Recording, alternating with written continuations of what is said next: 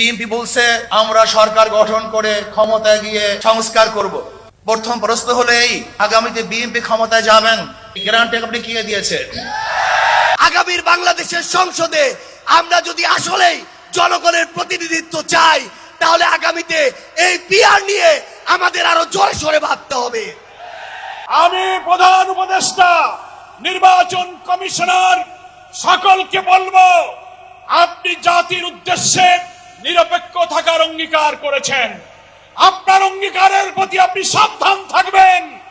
আপনার কোন কোন ভূমিকায় জাতির মধ্যে কিন্তু সংশয় তৈরি হয়েছে। কোন দু একটি দলের উপরে ভিত্তি করে দু একটি দলের কথায় সংস্কারের নকশায় পরিবর্তন আনা যাবে না।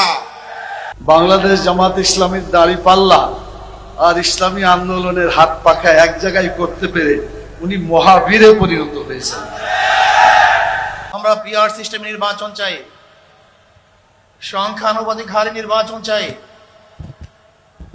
বিএনপি কেন মানছে না?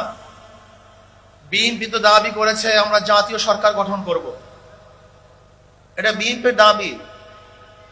আর জাতীয় সরকার গঠন করার জন্য সবচেয়ে ভালো পদ্ধতি পিআর সিস্টেম নির্বাচন। জাতীয় সরকার সর্বদলের অংশগ্রহণমূলক সরকার, আর সর্বদলের অংশমূলক সরকার গঠন হতে পারে একমাত্র পিআর সিস্টেম নির্বাচনের ভিত্তিতেই। তাহলে কেন বিএনপি মানছে না? কারণটা কি আমি তো বুঝি না। অবশ্যই বিএনপিকেও পিআর সিস্টেমে নির্বাচন মানা উচিত। সংস্কার চাই। বিএনপি বলছে আমরা সরকার গঠন করে ক্ষমতায় গিয়ে সংস্কার করব।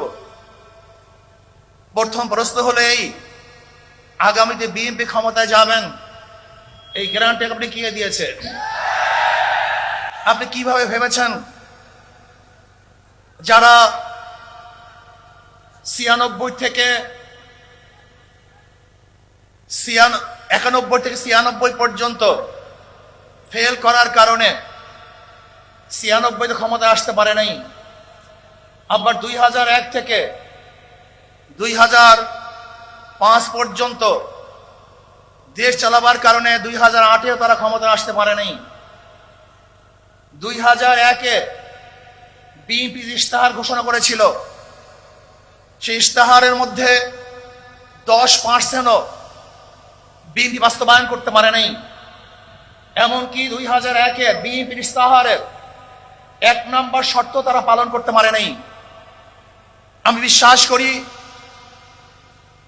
আগামীতে ক্ষমতায় কে যাবে না না যাবে আমি জানি না, কিন্তু বাংলাদেশের জনগণ কোন দুর্নীতিবাজ, চাঁদাবাজ, দখলবাজ, খুনিদেরকে আর ক্ষমতায় নিবে না।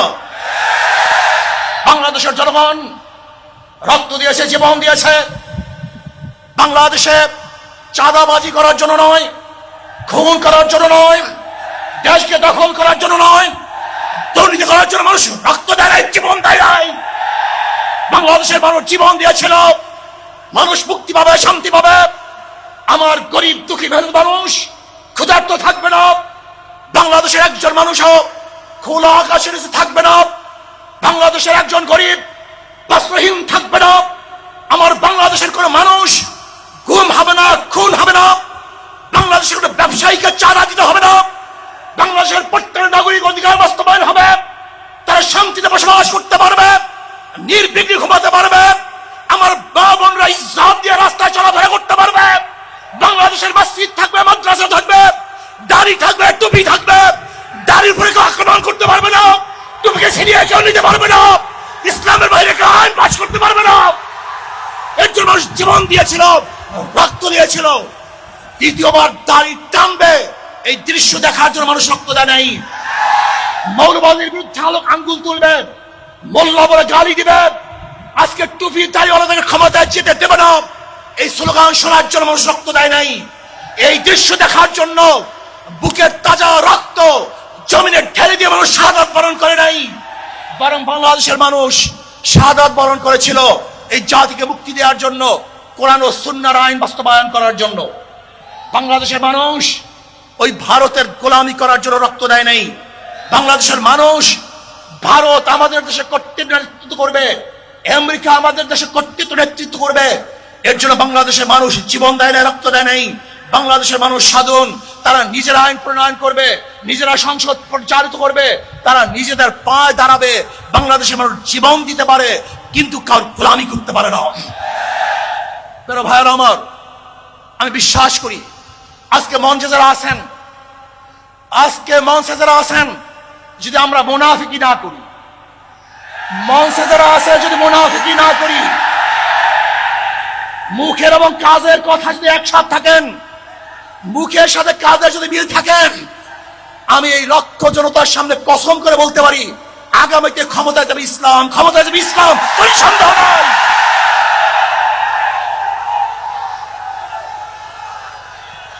কিন্তু খবরদার যদি মুনাফিকি করি, তাহলে এদেশের মানুষ সচেতন হয়েছে, এদেশের মানুষ সব জ্ঞানী হয়ে গেছে। বিশ্বাস করবেন না, একজন রিক্সাওয়ালা, ঠেলাওয়ালা, কুলি মজদুরের বক্তব্য শুনলে আমরা আশ্চর্য হয়ে যাই বাংলাদেশের মানুষ কত সচেতন, তারা কত সচেতন হয়েছে। যদি আমরা মুনাফিকি না করি, যদি আমরা ঐক্যবদ্ধ থাকি, বাংলাদেশে একটা বাক্স ইসলামের নামে দিতে পারি, বাংলাদেশের বুকে যদি একটা বাক্স দেওয়া হয়, বাংলাদেশের ঘরের থেকে এমন মিজাইল বের হবে, এমন বোমা বের হবে, গোটা বাংলাদেশ থেকে, গোটা দুনিয়া থেকে ইসলামের দুশমনদেরকে ধ্বংস করে ফেলবে ইনশাআল্লাহ। ঐক্য হন, মুনাফিকি করবেন না, একসাথ হন, ঐক্যবদ্ধ হন। এইটা আমার মেসেজ থাকবে। যদি ঐক্যবদ্ধ ভাবে ক্ষমতার লোভকে সংবরণ করে, আমি ক্ষমতায় যেতে চাই না, ইসলামকে ক্ষমতায় নিতে চাই। আমি ক্ষমতায় যাইতে চাই না, কোরআন ও সুন্নাহকে ক্ষমতায় নিতে চাই।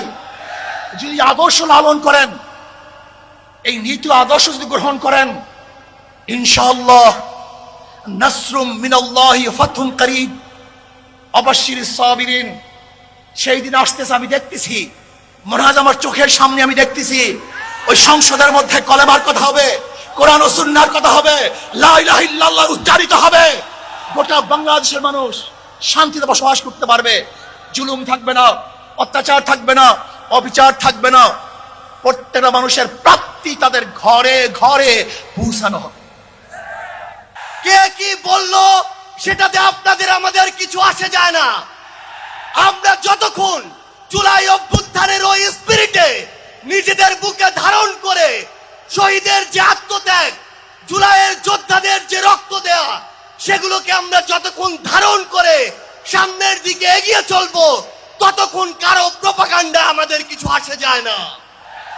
ততক্ষণ ওই বিদেশি এজেন্টদের চক্রান্তে আমাদের কিছু আসে যায় না। আমাদের মনে আছে ওই 3, 4, 5 আগস্টে আমাদের আমির সাহেব, সিনিয়র নায়েবে আমির সাহেব কিভাবে মার্চ টু গণভবনের ঘোষণা দিয়েছিলেন। আমরা স্পষ্ট করে আপনাদেরকে একটা কথা বলি, এই 24 পরবর্তী বাংলাদেশে আমরা যারা অভ্যুত্থানের সহযোদ্ধা ছিলাম, আমরা যদি ঐক্যবদ্ধ থাকি, আগামীর বাংলাদেশে আর কোন ফ্যাসিস্ট কোন নামে কোন ব্যক্তিকে সামনে রেখে, কোন দলকে সামনে রেখে এই বাংলাদেশে দাঁড়াতে পারবে না। এখন জনগণের সামনে আমাদের দৃষ্টান্ত স্থাপন করতে হবে। আমরা আমাদের কাজের মাধ্যমে প্রত্যেকটি ক্ষেত্রে যেন সেই দৃষ্টান্ত স্থাপন করতে পারি। আজকে যখন আমি আসছিলাম, রাস্তার আশেপাশের প্রত্যেকটি মোড়ে আমার ইসলামী আন্দোলন বাংলাদেশের সহযোদ্ধারা ট্রাফিকিং এর কাজ করছে। এটাই হচ্ছে দৃষ্টান্ত যে আমরা কাজ করব, আমাদের রাজনৈতিক সমাবেশ করব, একই সাথে জনগণের যেন দুর্ভোগ না হয় সেটাও আমাদের মাথায় থাকবে। আমরা এর আগেও দেখেছি এই মাঠে প্রোগ্রাম হয়েছে, প্রোগ্রাম শেষ করে মাঠের প্রত্যেকটি ময়লাকে পরিষ্কার করা হয়েছে। এটাই হচ্ছে আগামীর বাংলাদেশের দৃষ্টান্ত যে আমাদের যারা সাময়িক যদি কোনো সমস্যা হয়, আমরা আবার ঐক্যবদ্ধভাবে সেই সমস্যার সমাধান করব। একটা জিনিস মনে রাখতে হবে, এই অভ্যুত্থানে আপনারা যখন ঢাকার গুরুত্বপূর্ণ পয়েন্টগুলো থেকে শুরু করে দেশের বিভিন্ন রণক্ষেত্রে অংশগ্রহণ করেছেন, আপনাদেরকে পাঞ্জাবি পায়জামা টুপি দেখে টার্গেট কিলিং করা হয়েছে। আমার মাদ্রাসার অসংখ্য ভাই এই টার্গেট কিলিং এর শিকার হয়েছেন। আগামীর বাংলাদেশে কেউ যেন কাউকে ট্যাগিং করে টার্গেট কিলিং এর শিকার না করতে পারে, সে বিষয়ে আমাদের ঐক্যবদ্ধ থাকতে হবে। আমরা সংস্কার বিচারকে সামনে রেখে আমাদের এই লড়াই করছি। আপনারা পিআর এর কথা বলেছেন, এই যে পিআর, আগামীর বাংলাদেশের সংসদে আমরা যদি আসলেই জনগণের প্রতিনিধিত্ব চাই, তাহলে আগামীতে এই পিআর নিয়ে আমাদের আরো জোরে সোরে ভাবতে হবে। আমরা আপনাদেরকে স্পষ্ট করে আমাদের জাতীয় নাগরিক পার্টি এনসিপির পক্ষ থেকে অঙ্গীকার করি, বাংলাদেশের প্রশ্নে, জনগণের প্রশ্নে আপনারা যদি ঐক্যবদ্ধ থাকেন, আপনাদের সাথে কাঁধে কাঁধ মিলিয়ে 24-এর মতো এনসিপি আবারও আগামীর বাংলাদেশে লড়াই করবে। আমাদের এই বাংলাদেশের 24-এর অভ্যুত্থানের স্পিরিটের প্রশ্নে, ওই খুনিদের বিচারের প্রশ্নে, রাষ্ট্রের সংস্কারের প্রশ্নে আমরা ঐক্যবদ্ধভাবে এগিয়ে যাব। আমরা যতদিন ঐক্যবদ্ধ থাকব, ততদিন এই বাংলাদেশে আর কোনো হাসিনা মাথা উঁচু করে দাঁড়াতে পারবে না। ইনশাআল্লাহ আপনাদের সাথে আমাদের আবারও দেখা হবে রাজপথের লড়াইয়ে অথবা বিজয়ে। ততদিন পর্যন্ত সত্যের সাথে থাকবেন, ন্যায়ের সাথে থাকবেন। যত বড় খুনি, যত বড় সাহসী, যত বড় নেতাই ফ্যাসিস্ট হয়ে ওঠার চেষ্টা করুক না কেন, আমরা ঐক্যবদ্ধভাবে তাদেরকে প্রতিহত করব ইনশাআল্লাহ। ইনকিলাব জিন্দাবাদ। আমি গাড়ি থেকে আসার পথে দেখেছি মৎস্য ভবন, শাহবাগ, হাইকোর্ট মোড় সমস্ত জায়গায় লোকে লোকারণ্য, এই মাঠের বাইরেও। কাজে মাঠে যারা আছেন, মাঠের মধ্যেই লোকে সীমাবদ্ধ, এটা না, চতুর্দিকে লোকে লোকারণ্য। এরকম একটি সফল মহাসমাবেশ আয়োজনের জন্য ইসলামী আন্দোলন বাংলাদেশের সারা দেশের নেতৃবৃন্দকে গণ অধিকার পরিষদের পক্ষ থেকে অভিনন্দন এবং শুভেচ্ছা জানাই। অভিনন্দন এবং শুভেচ্ছা জানাই ইসলামী আন্দোলনের পীর সাহেবকে এবং তার সাথে অন্যান্য সিনিয়র নেতৃবৃন্দকে, যারা আজকের ইসলামী আন্দোলনের এই সমাবেশে বাংলাদেশের প্রায় সকল মত পথের রাজনৈতিক দলের নেতৃবৃন্দকে এই মঞ্চে একত্রিত করেছেন। এবং আজকের এই সমাবেশ অত্যন্ত সময়োপযোগী এবং কার্যকর বিষয়ের উপরে ভিত্তি করে নির্ধারণ করা হয়েছে। আপনারা জানেন, বাংলাদেশের 24-এর গণ অভ্যুত্থান পরবর্তী রাষ্ট্র সংস্কারের যে জন আকাঙ্ক্ষা তৈরি হয়েছে, শাসনতান্ত্রিক ব্যবস্থার পরিবর্তনের যে রাজনৈতিক এবং জন আকাঙ্ক্ষা তৈরি হয়েছে, সেই আনুপাতিক হারে নির্বাচনের দাবিতে আজকে বোধহয় কয়েকটি দল ব্যতীত সব দলই কিন্তু এই মঞ্চে ইতিমধ্যে হাজির হয়ে এই সংখ্যানুপাতিক নির্বাচনের পক্ষে তাদের দলীয় সমর্থন ব্যক্ত করেছে। আমরা পরিষ্কারভাবেই সংস্কার কমিশনকে বলতে চাই, সমাবেশ শুধু একটা দলের দেখেছেন, সবেমাত্র শুরু হয়েছে। ইসলামী আন্দোলন আজকে করেছে, 19 তারিখ জামাত করবে, তারপরে গণ অধিকার পরিষদ করবে। রাষ্ট্র সংস্কার এবং জন আকাঙ্ক্ষার বাস্তবায়নে সমস্ত রাজনৈতিক দলগুলো জনসমাবেশের মাধ্যমে এই সরকারকে তাদের সমর্থন দেখিয়ে দেবে। তাই আমরা বলতে চাই, কোন দু একটি দলের উপরে ভিত্তি করে, দু একটি দলের কথায় সংস্কারের নকশায় পরিবর্তন আনা যাবে না। আমি সংস্কার কমিশনে বলেছিলাম, দেশ স্বাধীনের পরে ডক্টর কামাল হোসেনরা বলেছিল, আমাদের নেতা শেখ মুজিব, আমরা তো তাকে দেখে সংবিধান নির্মাণ করেছিলাম, রচনা করেছিলাম, তাকে এম্পাওয়ার করার জন্য। আজকে সংস্কার কমিশনকে বারবার আমরা বলতে চাই, দু একটি দলকে প্রাধান্য দিয়ে বেশিরভাগ জনগণের আকাঙ্ক্ষার বিপরীতে গিয়ে কোন সিদ্ধান্ত বাস্তবায়নের দুঃসাহস দেখাবেন না। আনুপাতিক হারে নির্বাচন হলে সমস্যাটা কি? কোন সমস্যা নাই। প্রধানমন্ত্রীর মেয়াদ 10 বছরের বেশি না থাকলে সমস্যা কি? আমরা অত্যন্ত যৌক্তিকভাবে এই কথাগুলো দফায় দফায় আলোচনায় তুলে ধরছি, কিন্তু এটা পরিষ্কার, সংবিধান এই সংস্কার জাতীয় ঐক্যমত্য কমিশন কেন জানি দু একটি দলের প্রতি পক্ষপাতমূলক আচরণ করছে। এই পিআর পদ্ধতি তাদের এজেন্ডাই বাদ দিয়ে তারা ঘুরাই দিল। পিআর থেকে উচ্চকক্ষ নিম্নকক্ষ চলে গেল। উচ্চকক্ষ নিম্নকক্ষ হবে নাকি সমগ্র নির্বাচন পিআর এর ভিত্তিতে হবে, সেটি রাজনৈতিকভাবে আগে ঐক্যমতে পৌঁছাতে হবে। একই সাথে আমি আরো একটি কথা বলতে চাই, যারা পীর সাহেব সহ জামাতের নেতৃবৃন্দ তারাও বলছে, আমরাও বলছি, আজকে সারা বাংলাদেশের উপজেলা পৌরসভা, সিটি কর্পোরেশনে স্থানীয় জনপ্রতিনিধি নাই। জনগণ চরম দুর্ভোগের শিকার হচ্ছে সেবা পেতে গিয়ে। সরকারের উন্নয়নমূলক কর্মকাণ্ড ব্যাহত হচ্ছে এবং 50 বছরের যে অভিজ্ঞতা, নির্বাচনের পরে রাজনৈতিক দলগুলো, এমপিরা মিলে, মন্ত্রীরা মিলে কেন্দ্র দখল করে তাদের নেতাদেরকে পুলিশ প্রশাসনকে দিয়ে জেতায়। কাজী এই সরকারের আমলে যেমনি ভাবে জাতীয় নির্বাচন হবে, একই সাথে অনতি বিলম্বে আমরা স্থানীয় নির্বাচন আয়োজনেরও দাবি জানাচ্ছি। সবাই ভালো থাকবেন। আসসালামু আলাইকুম। মুসলিম উম্মার নেতৃত্ব দানকারী দেশপ্রেমিক সকল ইসলামী দল, ব্যক্তিত্ব, স্কলারদের মধ্যে ভিন্ন মত থাকা সত্ত্বেও আজকে একটি ঐতিহাসিক ঐক্যের যে পরিবেশ এবং সম্ভাবনা দেখা দিয়েছে, সৈয়দ মোহাম্মদ রেজাউল করিমের আহ্বানে আজকের এই ঐতিহাসিক মঞ্চে যারা বসে আছেন তারাই হচ্ছে এই ঐক্যের মহাকাণ্ডারী।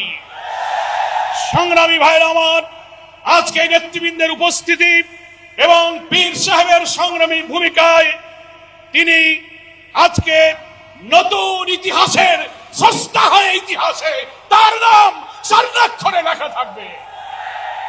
সংগ্রামী দেশবাসী ভাইরা, আমি অন্তর্বর্তীকালীন সরকারের প্রধান প্রফেসর ডক্টর মোহাম্মদ ইউনূস আপনাকে বলতে চাই, আপনিও ন্যাশনাল কনসেনসাস কমিশন যেটা হয়েছে তারও আপনি চেয়ারম্যান, তার কো চেয়ারম্যান করা হয়েছে প্রফেসর ডক্টর আলী রিয়াজকে। আর নির্বাচন কমিশনের প্রধানকে আমি বলতে চাই, আজকের এই সমাবেশ থেকে, এই জনসমুদ্র থেকে এই বার্তা যদি আপনারা বুঝতে ভুল করেন, পিওর পদ্ধতি ছাড়া নির্বাচন বাংলার মানুষ গ্রহণ করবে না। আমি প্রধান উপদেষ্টা, নির্বাচন কমিশনার সকলকে বলবো, আপনি জাতির উদ্দেশ্যে নিরপেক্ষ থাকার অঙ্গীকার করেছেন। আপনার অঙ্গীকারের প্রতি আপনি সাবধান থাকবেন। আপনার কোন কোন ভূমিকায় জাতির মধ্যে কিন্তু সংশয় তৈরি হয়েছে। পরিষ্কার বলতে চাই, আপনি সোজা থাকবেন। আমরা আমাদের জন্য, কোন দলের জন্য আপনার পক্ষপাতিত্ব চাই না। 2000 ছাত্র জনতার জীবন, হাজার হাজার মানুষের রক্ত, 17-18 বছরের মানুষকে ফাঁসি, অত্যাচার, জুলুম, রিমান্ড, ক্রসফায়ার দিয়ে আলেম ওলামা পীর মাশায়েখদের যে নির্যাতন করেছেন, সেই সংগ্রাম আমরা ব্যর্থ হতে দেব না।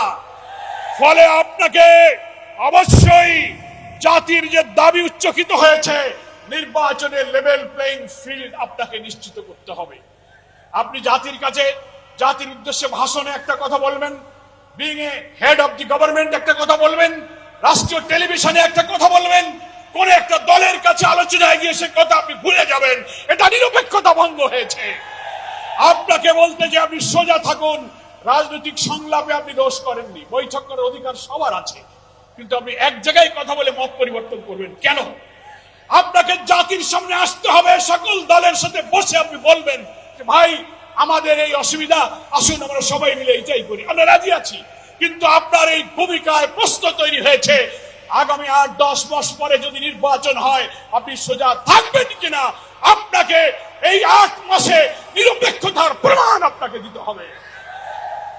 আপনাকে নির্বাচনের আগে যে শর্ত, মানবতা বিরোধী গণহত্যাকারীদের বিচার অবশ্যই দ্রুত দৃশ্যমান করতে হবে। দিল্লিতে বসে দিল্লির তাবেদার শেখ হাসিনা এই বাংলাদেশকে আবার উস্কানি দিয়ে ভারতের সেবাদাসে পরিণত করার ষড়যন্ত্র করছে। অবিলম্বে নির্বাচনের আগে এই বিচার আমরা দৃশ্যমান দেখতে চাই। সংস্কারের ব্যাপারে অনেকে ঢিলা দিচ্ছেন, বলে ইলেকশন আর সংস্কার একসাথে হবে, ক্ষমতায় গিয়ে করব। কিভাবে বুঝলেন কে ক্ষমতায় যাবে? জনগণের ভোট আপনি পান, তারপরে আপনি ক্ষমতায় যাবেন। এই ফ্যাসিবাদী আমলের রাজনৈতিক সাংবিধানিক সরকারের যে কাঠামো তৈরি হয়েছে বাংলাদেশে, এই কাঠামো তছনছ করে দিয়ে নতুন বাংলাদেশের নতুন বন্দোবস্ত এবং কাঠামোর জন্য অবশ্যই মৌলিক সংস্কার প্রয়োজন। এই প্রশাসনিক ব্যবস্থার মধ্যে আমরা নতুন কোন ফ্যাসিবাদ, নতুন কোন হাসিনার আমরা জন্ম দিতে চাই না। এই জন্য সংস্কার আমাদেরকে করতে হবে। আন্দোলনের শহীদ আহত যারা তাদের চিকিৎসা এবং পুনর্বাসন করতে হবে, প্রবাসী 1,10,00,000 ভোটার, তাদেরকে ভোটাধিকারের ব্যাপারে আপনাকে নিশ্চিত করতে হবে। স্থানীয় সরকার নির্বাচন আগে দিতে হবে। জুলাই সনদ এবং ঘোষণাপত্র অবশ্যই জুলাই বিপ্লবের বার্ষিকী আমরা 1 তারিখ থেকে 8 আগস্ট পালন করব। এর মধ্যেই জুলাই সনদ এবং জুলাই ঘোষণাপত্র আপনাকে বাস্তবায়ন করতে হবে। সংগ্রামী দেশবাসী, বাংলাদেশ জামাত ইসলামীর সংগ্রামী আমির ডাক্তার শফিকুর রহমান, তিনি পীর সাহেব চরমনাইকে এবং আপনাদের সহ সকল দেশবাসীকে জামাত ইসলামীর পক্ষ থেকে সালাম এবং শুভেচ্ছা জানিয়েছেন। বাংলাদেশ জামাত ইসলামীর দাড়ি পাল্লা আর ইসলামী আন্দোলনের হাত পাখা এক জায়গায় করতে পেরে উনি মহাবীরে পরিণত হয়েছেন এবং বাংলাদেশে কোরআনের আইনের পক্ষে যে জোয়ার শুরু হয়েছে এটা ইনশাআল্লাহ বিজয় লাভ করবে ইনশাআল্লাহ। সম্মানিত ভাইরা, 1947 সাল থেকে 24 বছর ধরে পাকিস্তান ইসলামের নামে অর্জিত হয়েছিল। আপনারা বলেন, ইসলামের নামে পাকিস্তান হওয়ার পরে সেই পাকিস্তানে কোরআনের আইন চালু হয়েছিল? যদি বলেন হয়েছিল, ইসলামী আইন তারা চালু করে নাই, বরং ইসলামের সাথে গাদ্দারি করার কারণে সে দেশটি টিকে থাকতে পারে। 1971 থেকে 2024 54 বছর যে আন্দোলন, 54 বছর যে দৃশ্য আমরা দেখেছি, তারা অনেক কথা বলেছে, কিন্তু দেখা গেছে তারা ইসলামের বিরুদ্ধে অবস্থান নিয়েছে। ইসলামের একাত্ম যা ছিল তাও বিতাড়িত করেছে। একটু আগেই শুনেছেন, আল্লাহর প্রতি আস্থা, সকল কাজের জন্য আল্লাহর প্রতি ঈমান এবং আস্থা যেটা সংবিধানে ছিল, বিগত স্বৈরাচার সরকার, ফ্যাসিস্ট সরকার সেটাও বিদায় করে দিয়েছে। কথা ঠিক কিনা বলে? পরিষ্কার করে বলতে চাই, আল্লাহ আমাদেরকে সৃষ্টি করেছেন, আল্লাহ আমাদেরকে আইন দিয়েছেন, সেই আইন হচ্ছে আল্লাহর দেওয়া বিধান আল কোরআন। যতদিন পর্যন্ত আল কোরআনের আইন আমরা আমাদের ব্যক্তি, পরিবার, সমাজ এবং রাষ্ট্র জীবনে বাস্তবায়িত করতে না পারবো, ততদিন আমাদের জীবন থেকে অশান্তি, দুঃখ যাবে না। আমাদের কপাল পুড়ছে এবং পুড়তেই থাকবে। আমি জিজ্ঞেস করতে চাই, আগামী নির্বাচনে আল কোরআনকে জাতীয় সংসদে দিতে হবে, রাজি আছেন? কোন ব্যক্তি সংসদে গেল, XYZ কে গেল বড় কথা নয়, কোরআনকে জাতীয় সংসদে দিতে হবে। যদি কোরআন জাতীয় সংসদে যায়, মানুষের কপালে যে আগুন জ্বলছে, এই দাও দাও করে আগুন নিভিয়ে যাবে, মানুষ শান্তিতে বসবাস করবে। আপনারা কি এটা বিশ্বাস করেন? সম্মানিত ভাইরা, আমি আর একটি কথা আপনাদের সামনে বলতে চাই। এতক্ষণ পর্যন্ত যে সমস্ত ভাইরা কথাবার্তা বলেছেন, সবগুলাই ভালো কথা, ও কথাগুলো আমারই, যার ফলে যা বলবো পুনরাবৃত্তি হবে। সেজন্য আমি সময়কে একেবারে শেষ করতে চাই। আসরের নামাজের আজান হয়ে গেছে, সেজন্য আমি যে কথাটা দিয়ে শেষ করতে চাই, বাংলাদেশ জামাত ইসলামী আমির ডাক্তার শফিকুর রহমান সাহেব আর আজকের ইসলামী আন্দোলনের আজকের এই মহাসমাজ সম্মানিত সভাপতি, ওনারা দুজন পাশাপাশি একসাথে বক্তব্য রেখে আজকের এই ঐতিহাসিক যে মহাসমাবেশ, এটাকে সার্থক করেছে দুজন ব্যক্তিত্ব পাশাপাশি দাঁড়িয়ে আলোচনা করার ফলে। আমরা বিশ্বাস করি আরো যত দল আছে সবাইকে একই ভাবে আমরা যদি গোটা বাংলাদেশে কোরআন আছে যেখানে, আমরা থাকবো সেখানে, ইসলাম আছে যেখানে, আমরা থাকবো সেখানে, আল কোরআনের আলো ঘরে ঘরে জ্বালো। আমি শুধু আল কোরআনের আলো ঘরে ঘরে জ্বালো এতটুকু বললেই হবে না। আল কোরআনের আলো ঘরে ঘরে জ্বাললে আপনার বাড়িতে আমার বাড়িতে জ্বললো, কিন্তু বাংলাদেশের টেকনাফ থেকে তেতুলিয়া পর্যন্ত কোরআনের আলো জ্বলবে? এটা জ্বালাতে হলে জাতীয় সংসদে কোরআনের আইনের বিল পাস করতে হবে। এটা যদি পাস হয়ে যায়, তখন টেকনাফ থেকে তেতুলিয়া পর্যন্ত সকলের বাড়িতে কোরআনের আলো জ্বলবে ইনশাআল্লাহ। এই আলোকে কেউ নিভাতে পারবে না। আল্লাহ তাআলা তার নূরকে বিজয়ী করতে চেয়েছেন। আল্লাহু মুতিম্মু নূরিহি ওয়ালাউ কারিহাল কাফিরুন। আল্লাহ তাআলা তার নূরকে বিজয়ী করবেন। দালালদেরকে হুঁশিয়ার উচ্চারণ করে দিয়ে বলতে চাই, এই বাংলাদেশে আর কেউ চরমনাইয়ের পীরকে চিনতে না পারলে 5ই আগস্ট শেখ হাসিনা চিনেছে এবং চেনার কারণে পালিয়ে গিয়েছে। অতএব এই দেশে ইসলামের বিরুদ্ধে ষড়যন্ত্রকারীরা হুঁশিয়ার হয়ে যাও। ইসলামী আন্দোলন বাংলাদেশ থাকতে বাংলাদেশে কোনো ইসলাম বিরোধী কর্মকাণ্ড চলতে দেওয়া যাবে না।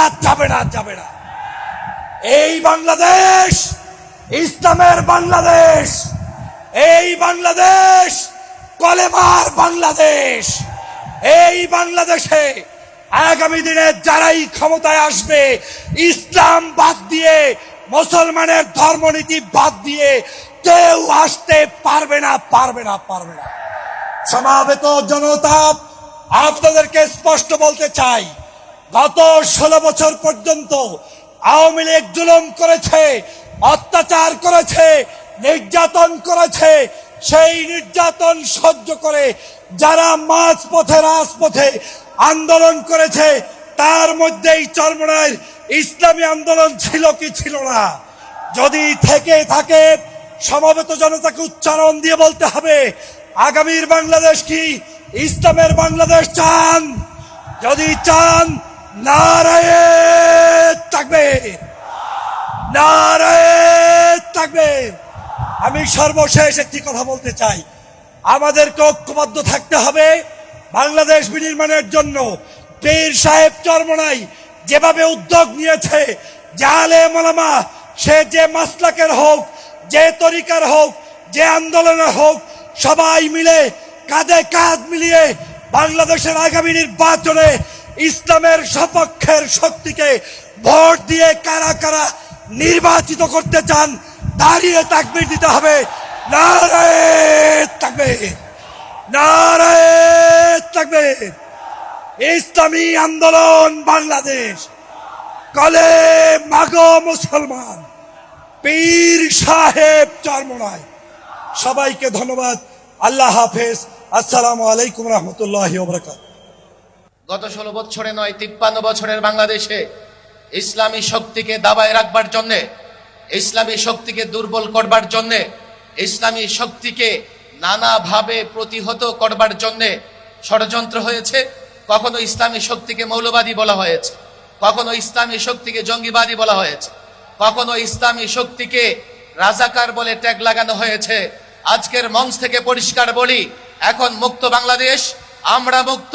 কোন ইসলামী শক্তির দিকে এই ধরনের ট্যাগ লাগিয়ে গালাগালি করা যাবে না। যদি বকতে মন চায়, বকাঝকা করতে মন চায়, নানা শব্দ উচ্চারণ করে বকাঝকা করেন। আল্লাহর কসম করে বলি, যে দল, যে সংগঠন কোন ইসলামী শক্তিকে রাজাকার বলবে, কোন ইসলামী শক্তিকে সাম্প্রদায়িক শক্তি বলবে, কোন ইসলামী শক্তিকে মৌলবাদী বলবে, আমরা ধরে নেব তারা ইসলামের দুশমন, ইসলামের শত্রু। আসুন, ফ্যাসিবাদ বিরোধী যত শক্তি, রাজনৈতিক সংগঠন, সকলকে আহ্বান জানাই, এক মঞ্চে আসুন, ঐক্যবদ্ধ হন। আগামীর বাংলাদেশ যেন শৃঙ্খলার শান্তির বাংলাদেশ হয়, আগামীর বাংলাদেশ যেন দুর্নীতিমুক্ত বাংলাদেশ হয়, আগামীর বাংলাদেশ যেন ইসলামের বাংলাদেশ হয়।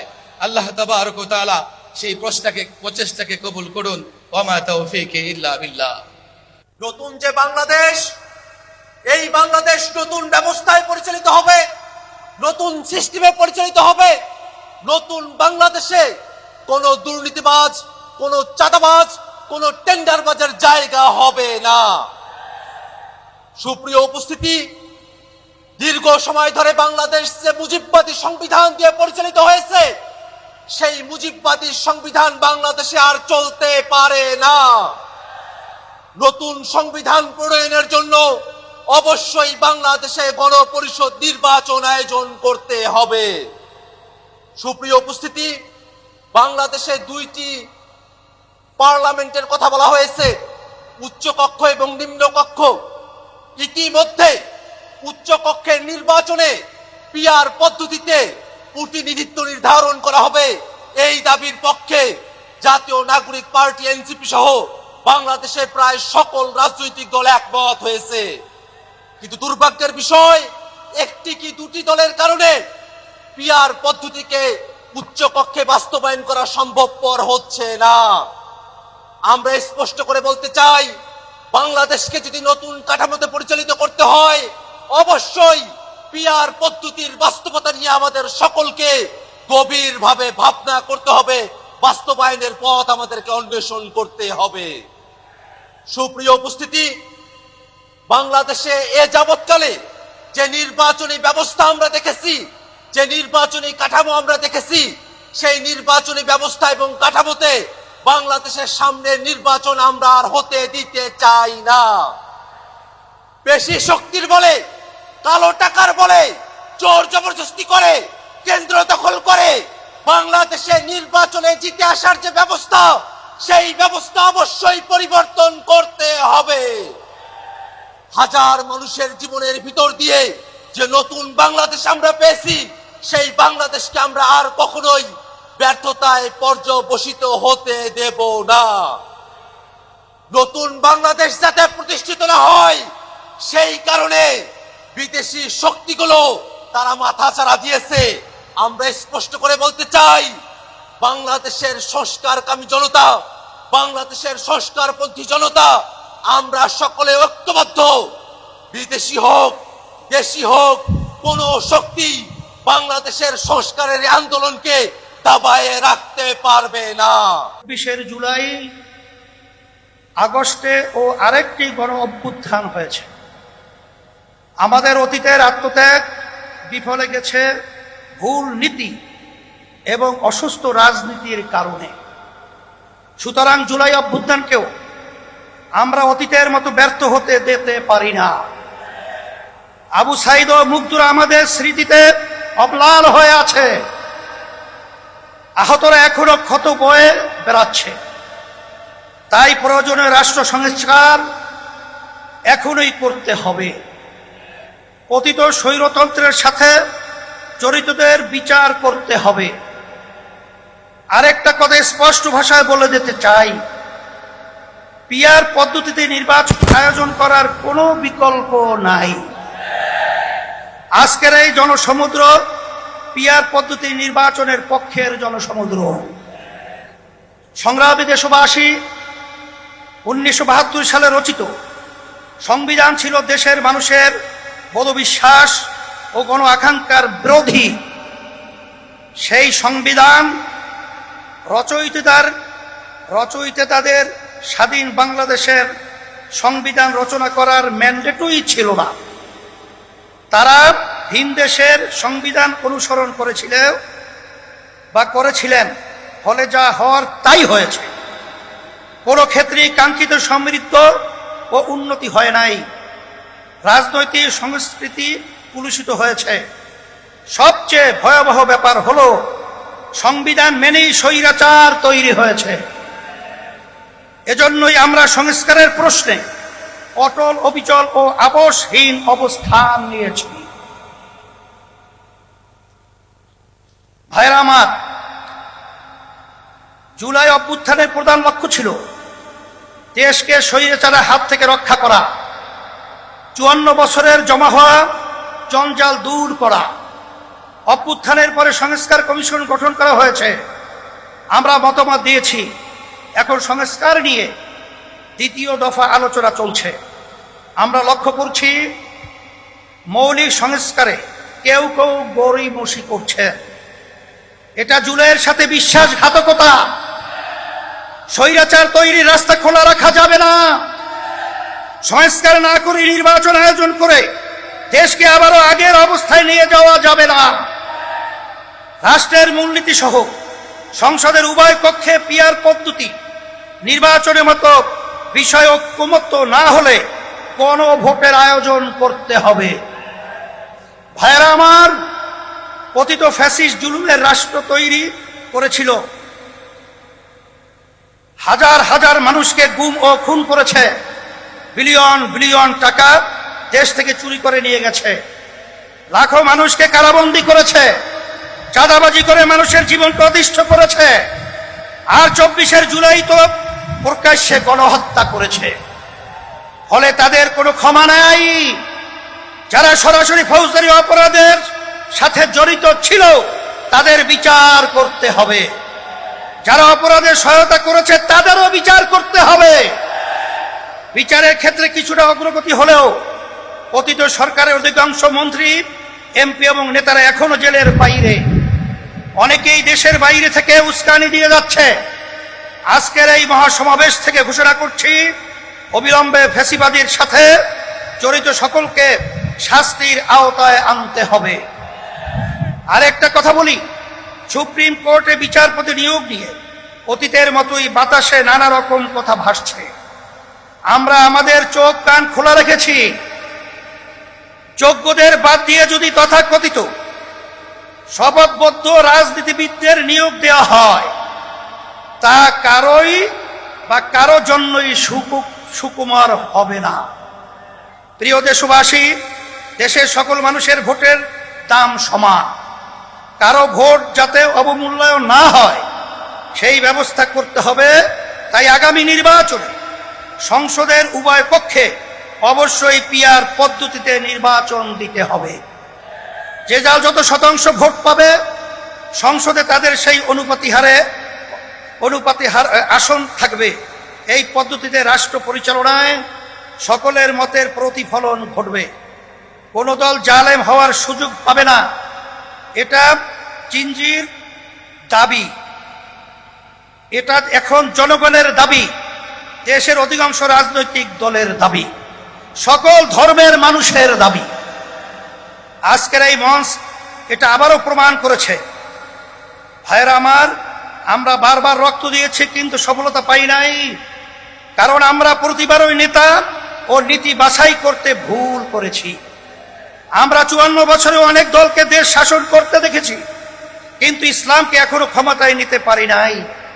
এবার ইসলামপন্থীদের ঐক্যের ব্যাপারে গণপ্রত্যাশা তৈরি হয়েছে। আমি শুরু থেকে ইসলামপন্থী সকল ভোট এক বাক্সে আনার কথা বলে আসছি। আগামী নির্বাচনে শুধু ইসলাম দলই নয়, ইসলামী দলই শুধু নয়, বরং দেশপ্রেমিক আরো অনেক রাজনৈতিক দলও এক বাক্সে নীতিতে আসতে পারে ইনশাআল্লাহ। যদি আমরা একত্রে নির্বাচন করতে পারি, যদি কার্যকর ঐক্য গড়ে তুলতে পারি, তাহলে বাংলাদেশে ইসলামপন্থীরাই হবে প্রধান রাজনৈতিক শক্তি। রাষ্ট্র পরিচালনার দায়িত্ব আমাদের হাতেই আসবে ইনশাআল্লাহ। প্রিয় দেশবাসী, অন্তর্বর্তীকালীন সরকার জুলাই অভ্যুত্থানের ফসল। এত জনসমর্থন নিয়ে আর কোনো সরকার দায়িত্ব গ্রহণ করে নাই। আমরা নিঃস্বার্থভাবে এই সরকারের পাশে দাঁড়িয়েছি।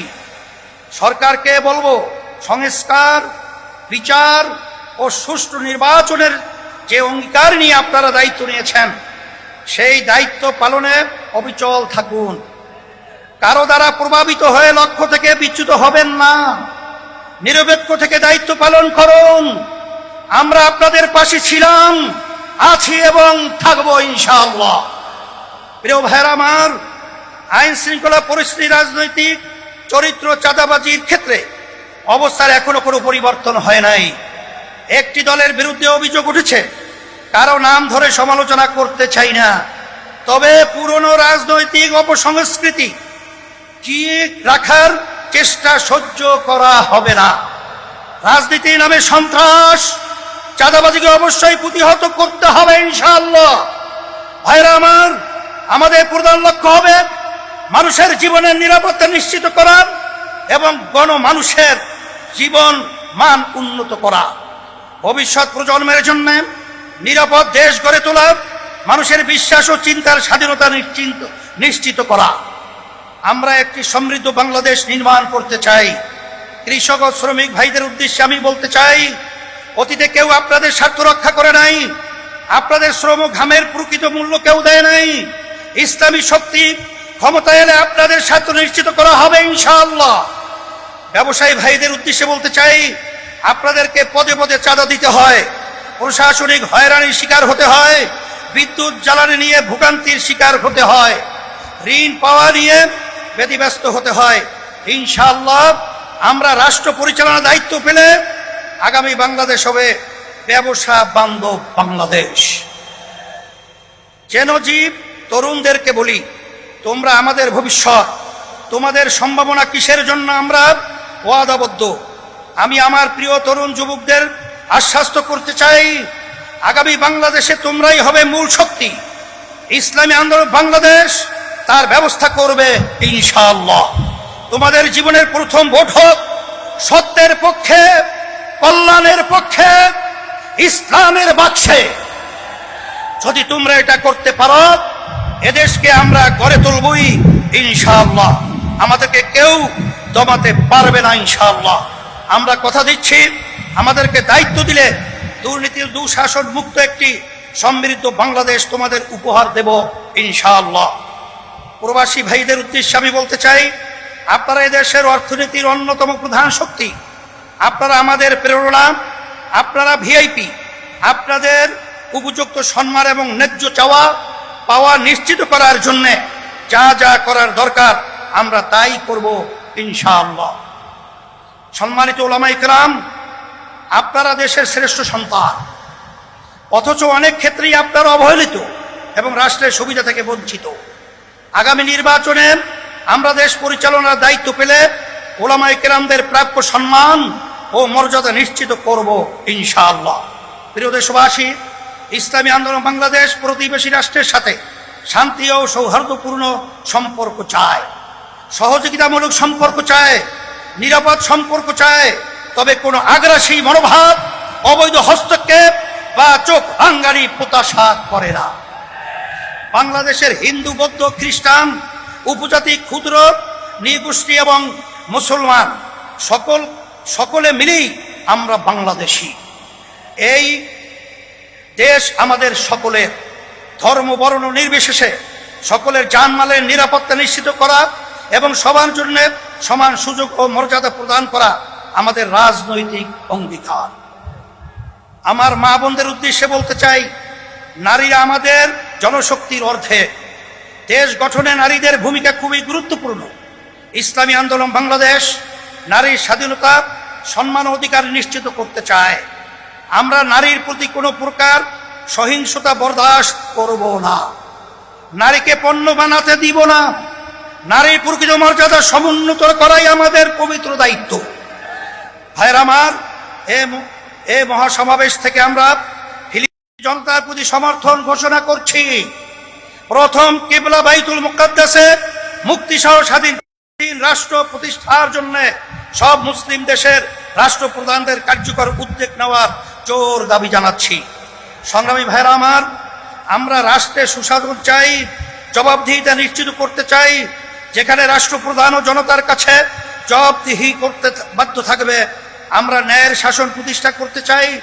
আমরা দুর্নীতিমুক্ত বাংলাদেশ প্রতিষ্ঠা করতে চাই। আমরা দক্ষ, সৎ জনপ্রশাসন গড়ে তুলতে চাই। প্রতিষ্ঠার পর থেকে আজ পর্যন্ত ইসলামী আন্দোলন বাংলাদেশ কখনো অন্যায়ের সঙ্গে আপোষ করে নাই, শর্টকাট পথে ক্ষমতায় যেতে চায় নাই, নীতি বিসর্জন দেয় নাই। সবকিছুর ঊর্ধ্বে আমরা ইসলাম, দেশ ও জনগণের স্বার্থকে প্রাধান্য দিয়েছি।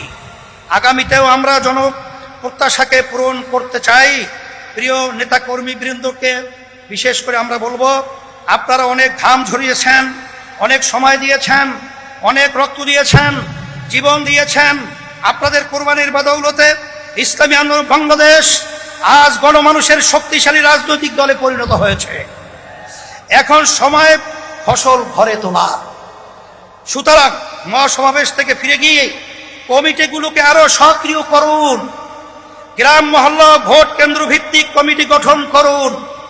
সকল ভোটারের কাছে গিয়ে দাওয়াত দিন। তাদের সামনে ইসলামের সৌন্দর্য, শ্রেষ্ঠত্ব তুলে ধরুন। সকল ধর্মমত, পথ ও মাসলাকের সাথে সম্পর্ক উন্নয়ন করুন। সকল পেশাজীবীদের সাথে সম্পর্ক ঘনিষ্ঠ করুন। প্রিয় দেশবাসী, আগামী বাংলাদেশ ইসলামের বাংলাদেশ, আগামী বাংলাদেশ দেশপ্রেমিকদের বাংলাদেশ। এই লক্ষ্য অর্জনের সকলকে সর্বোচ্চ শক্তি নিয়োগ করার আহ্বান জানাচ্ছি। আসুন সকলে মিলে আমাদের স্বপ্ন পূরণে একযোগে কাজ করি।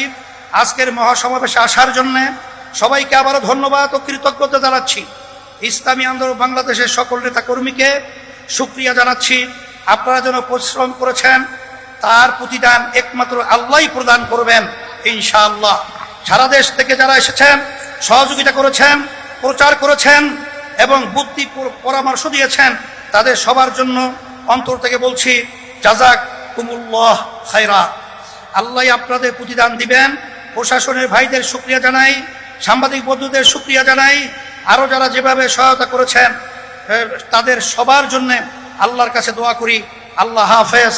ইসলামী আন্দোলন বাংলাদেশ এমন একটা অবস্থান আপনাদেরকে মেসেজ দিয়েছে, 5ই আগস্টের পরে এখন ইসলামের পক্ষে যে ক্ষেত্র তৈরি হয়েছে, এই ক্ষেত্রে যদি আমরা মাঠে ময়দানে সোচ্চার না থাকি, তাইলে এই দেশের ভিতরে মাঠের ভিতরে আগাছা জন্মাবে এবং ফ্যাসিস্টরা আমাদের বাংলাদেশকে কলুষিত করবে।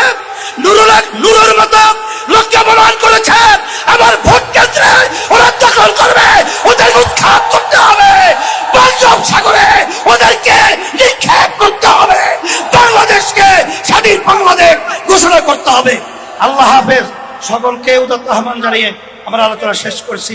আলহামদুলিল্লাহ।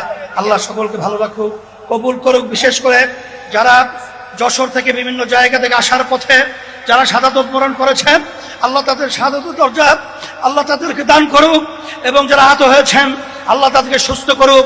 সবাইকে ধন্যবাদ এবং আল্লাহ কবুল করুক। আমরা সবাই একত্রিত হয়ে ইসলাম দেশ মানবতার কল্যাণের জন্য কাজ করতে পারি। সবাইকে ভালো রাখুক। আর রাষ্ট্রীয় পর্যায়ে ইসলাম ক্ষমতায় যাক, এই আশাবাদ ব্যক্ত করে শেষ করছি। আসসালামু আলাইকুম ওয়া রাহমাতুল্লাহি ওয়া বারাকাতুহু।